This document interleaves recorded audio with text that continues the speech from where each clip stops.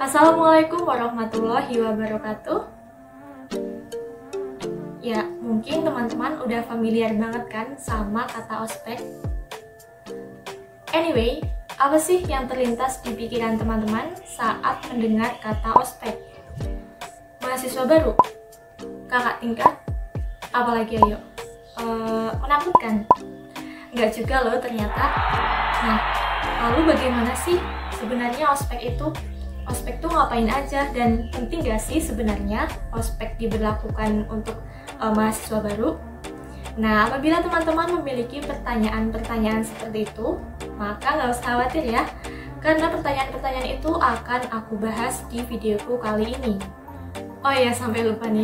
Selamat datang ya di channel aku, Ajeng Septin, di mana channelku ini akan menyuguhkan berbagai video atau membahas mengenai dunia kampus atau perguruan tinggi, tips dan juga trik.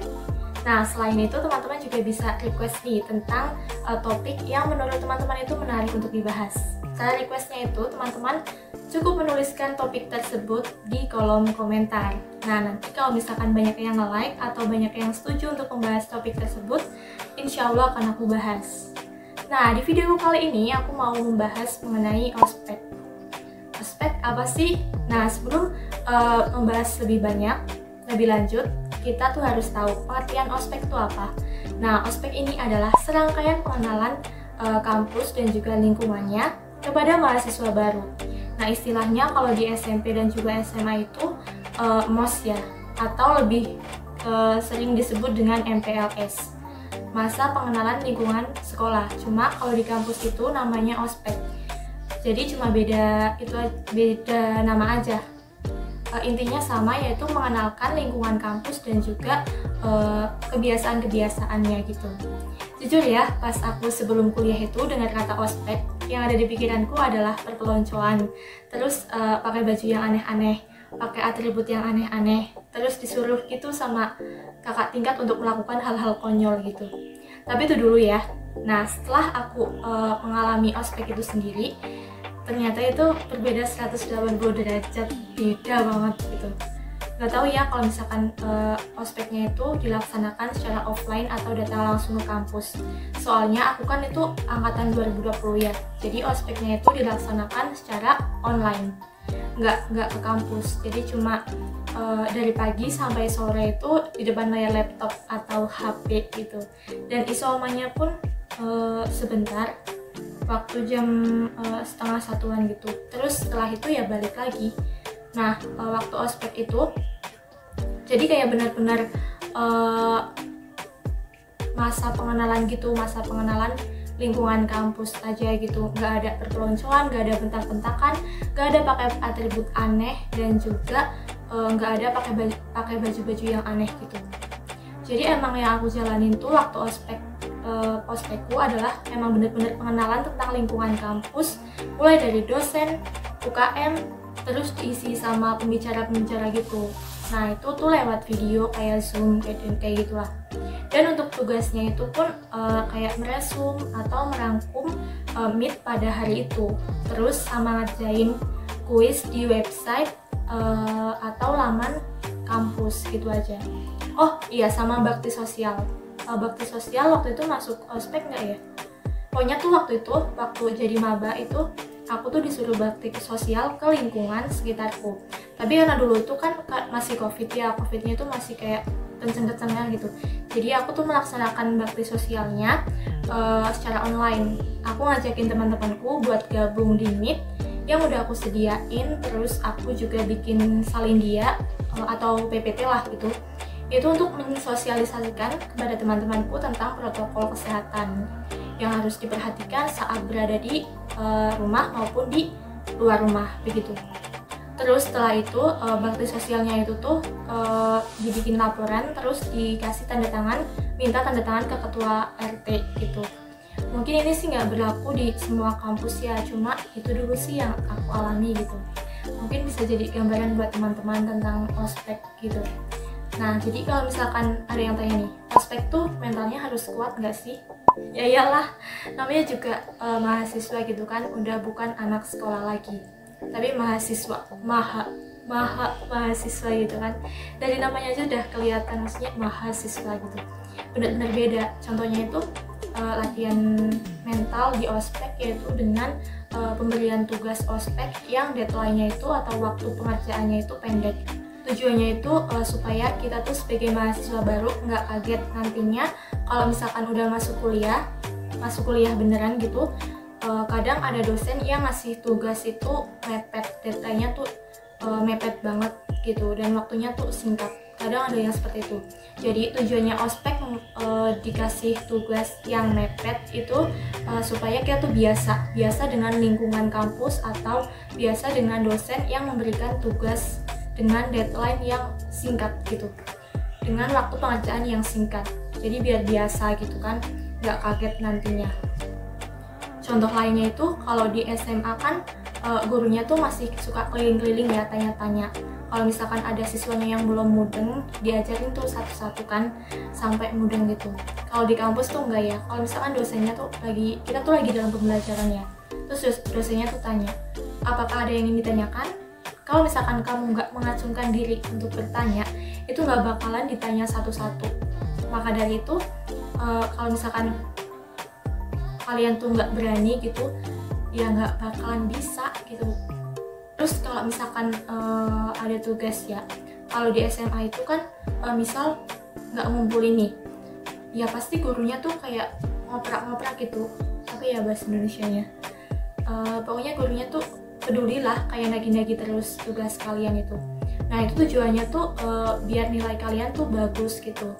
Nah kalau di kuliahan tuh beda, dosen tuh nggak kayak gitu. Kalau misalkan kamu nggak ngumpulin tugas dengan deadline tersebut, ya udah terserah gitu. Apalagi kalau misal ngumpulinnya itu di website kampus kan pakai deadline-nya. Kalau misalkan telat 1 menit pun, 1 detik aja gitu udah nggak bisa ngumpulin. Atau kalau misalkan mau ngumpulin, ya kalian tuh harus menghubungi dosen tersebut untuk memperpanjang waktunya di website kampus tersebut. Kalau misalkan dosennya tuh nggak mau, ya udah nggak bisa ngumpulin. Jadi itu memang harus disiplin terhadap waktu yang diberikan gitu. Jadi kalau misalkan nilaimu itu jelek, ya itu resikomu gitu. Dosen ya udah itu nilai yang masuk ke saya, ya itu yang saya keluarkan gitu. Mungkin tuh hampir sama ya kayak di setiap kampus tuh seperti itu. Dan mungkin ya dosen tuh begitu memang karena ada alasan tertentu yang kan kita udah gede ya mahasiswa gitu, biar lebih tanggung jawab terhadap tanggungannya dan juga waktu yang diberikan. Mungkin seperti itu. Kalau udah mahasiswa itu usahain mentalnya tuh juga harus kuat. Karena apa? Karena tugasnya itu banyak dan ya bikin capek gitu. Jadi di pengenalan ini, di ospek ini, maka kadang itu dikasih tugas pas dengan deadline yang singkat. Untuk apa? Untuk bersiap-siap menjalani masa perkuliahan yang kurang lebih gambarannya seperti itu. Semangat! Terus kalau misalkan ada yang bertanya, ospek penting gak sih? Ya penting lah, seperti yang tadi udah aku sampaikan ya. Buat pengenalan kondisi atau lingkungan kampus, terus kebiasaan mahasiswanya juga, supaya kita selaku mahasiswa baru itu tahu tentang gambaran orang kuliah tuh bagaimana. Seperti itu kurang lebih ya. Lalu kalau misalkan ada yang bertanya lagi, terus kalau misalkan ospek tuh ngapain aja? Apa aja nih yang harus disiapkan? Nah kalau misalkan besok belum berubah ya, kalian tuh bakal ngalamin beberapa tingkatan ospek. Jadi mulai dari tingkat ospek tingkat universitas, ospek tingkat fakultas, setelah itu ospek tingkat program studi. Jadi itu berurutan ya. Kalau misalkan udah selesai ospek universitas, itu ganti ospek fakultas. Kalau udah ospek program studi. Jadi ospek tuh nggak cuma 1 hari aja ya, tetapi berhari-hari. Nah untuk waktunya itu jangan khawatir ya, nanti akan diumumkan, pasti akan diumumkan loh sama pihak panitia atau biasanya tuh BEM atau HIMA. Pokoknya untuk waktunya itu akan diumumkan, jadi jangan khawatir. Terus mungkin ada yang bertanya, apa aja sih yang harus dipersiapkan saat ospek itu? Yang pertama itu kalian tuh harus berani dan siap capek.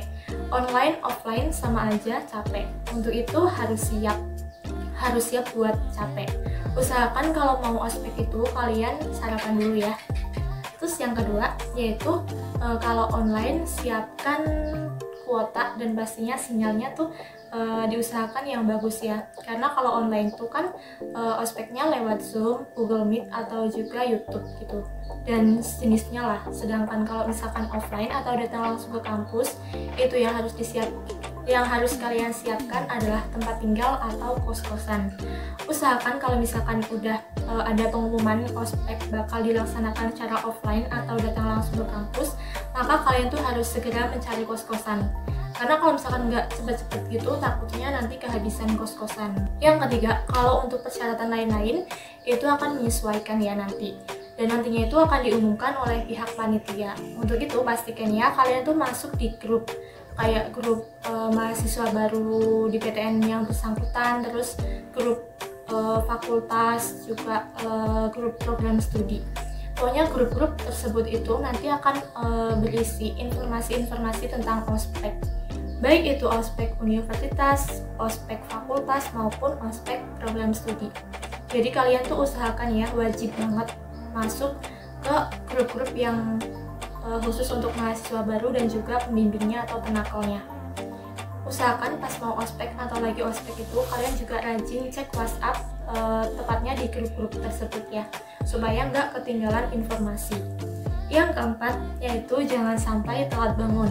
Usahakan bangunnya tuh pagi atau sebelum kegiatan ospek itu dimulai. Jadi supaya kalian tuh lebih tenang dan nggak terlambat gitu. Solusinya itu kalian bisa bikin alarm di HP atau di jam yang itulah yang ada alarmnya gitu. Terus yang kelima itu jangan lupa buat siapin seragamnya dan tentukan dan pastikan seragamnya itu sesuai dengan yang ditentukan. Jangan sampai kalian tuh salah seragam. Kan malu-maluin gitu, masa masih mahasiswa baru udah salah seragam. Untuk itu siapkan seragamnya dan pakailah sesuai dengan jadwal atau waktu yang ditentukan. Nah, kiranya cukup sekian informasi yang bisa aku sampaikan mengenai ospek. Semangat menjalani ospek, semoga lancar.